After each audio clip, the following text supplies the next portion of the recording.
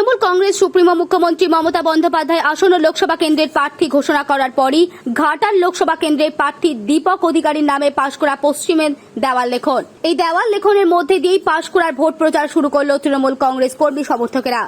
ঘাটাল লোকসভা কেন্দ্রে পড়েছে পাঁশকুড়া বিধানসভা এলাকায়। পশ্চিম পাঁশকুড়া বিধানসভার মুরাইলের তৃণমূল নেতা মফিলেশ্বর দত্তের নেতৃত্বে দেওয়াল লিখন করে কর্মী সমর্থকেরা। Bureau report, news 24x7 TV.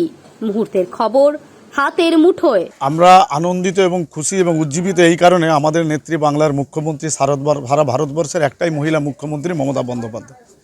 তিনি আজকে জনগর্জন সভা আপনারা উপস্থিতি দেখেছেন, আপনার চ্যানেলে তার প্রমাণ আছে।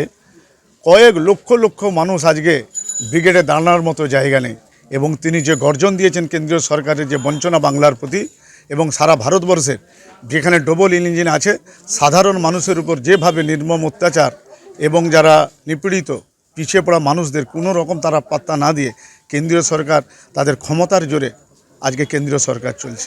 স্বাভাবিকভাবে 42টি আসনের মধ্যে আমাদের ঘাটাল লোকসভায় যিনি প্রার্থী ঘোষণা করেছেন, আমি আমাদের নেত্রী মমতা বন্দ্যোপাধ্যায়কে কৃতজ্ঞ এবং আন্তরিক শুভেচ্ছা অভিনন্দন জানাই, এবং পুনরায় আবার দীপক অধিকারী দেবকেও শুভেচ্ছা অভিনন্দন জানাচ্ছি। তিনি পুনরায় এখান থেকে ঘাটাল লোকসভা থেকে বিপুল ভোটে জয়ী হবেন। তার একটাই কারণ, মমতা বন্দ্যোপাধ্যায় তিনি শুধু দল দেখেননি, সর্বদলের মানুষ যাতে সহযোগিতা পায়, সাহায্য পায়, সরকারি সুযোগ সুবিধা পায়। তাই লক্ষ্মীর ভাণ্ডার আজকে শুধু তৃণমূল কংগ্রেসের মা বোনরা পায়নি, সমস্ত কংগ্রেস, সিপিএম, বিজেপি সমস্ত পরিবারের মা বোনরা পায়। এবং 100 দিনের কাজ যারা করেছেন, শুধু তৃণমূল কংগ্রেস নয়, আজকে বিজেপির ঘরের পরিবার 100 দিনের কাজ, সিপিএমের পরিবার, কংগ্রেসের পরিবার, তারাও টাকা পেয়েছে। এই রকম সমস্ত প্রকল্প, বার্ধক্য ভাতা, বিধবা ভাতা থেকে শুরু করে বিভিন্ন প্রকল্প, স্বাস্থ্যসাথী কার্ড থেকে শুরু করে মানুষের যে সেবা, সর্বধর্মবর্ণের মানুষ এবং সমস্ত রাজনৈতিক মানুষ যারা সুযোগ সুবিধা পায়, এই জন্য তো মাননীয় মুখ্যমন্ত্রী বাংলার বুকে, তার নাম ভারতবর্ষে শুধু নয়, আজ জাতীয় স্তরে তার নাম উজ্জ্বল হয়েছে। এটা আমরা পশ্চিমবাংলার একজন মানবিক মুখ্যমন্ত্রীর কাছে আমরা কৃতজ্ঞ এবং আমরা আন্তরিক শুভেচ্ছা অভিনন্দন জানাচ্ছি। আমরা গর্বিত।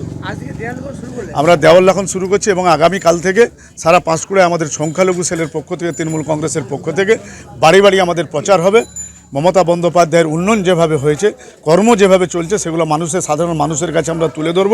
আগামী নির্বাচনে যতই আজকে আপনারা নিজেরাই জানেন যে উত্তরপ্রদেশে মাত্র কত সিট, আর আমাদের এখানে মাত্র 42টি সিট, সেখানে 200 কত কেন্দ্রীয় বাহিনী আর এখানে 900 কত কেন্দ্রীয় বাহিনী। আমরা আজকে দাবি করছি কেন্দ্রীয় সরকারের কাছে, প্রত্যেকটা ভোট পিছু যদি একজন করে কেন্দ্র বাহিনী দেয়, তবুও তৃণমূল কংগ্রেস মমতা বন্দ্যোপাধ্যায়ের সততার প্রতীক জোড়াফুল চিহ্নে জিতবে, দীপক অধিকারী জিতবে। কারণ একটাই রাজনৈতিক কাজ হচ্ছে, সরকারের কাজ হচ্ছে মানুষের কাজ করা, মানুষের বিপদের সময় পাশে দাঁড়ানো। এটাই তৃণমূল কংগ্রেস করে যাচ্ছে সারা জীবন। শুধু নির্বাচন এলে আমরা নয়, আপনারা জানেন যখন